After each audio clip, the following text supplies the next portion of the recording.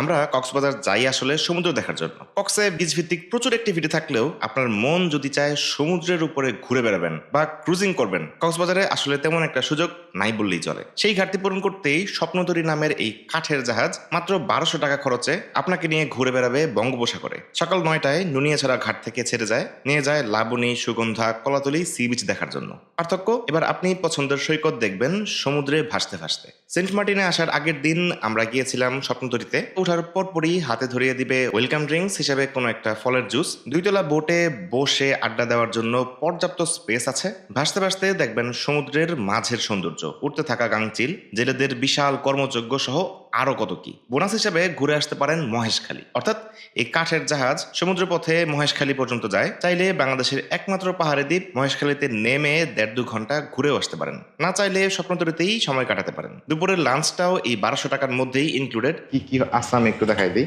গরম ভাত, এটা হচ্ছে মুরগির রোস্ট। মুরগি কি দেশি নাকি?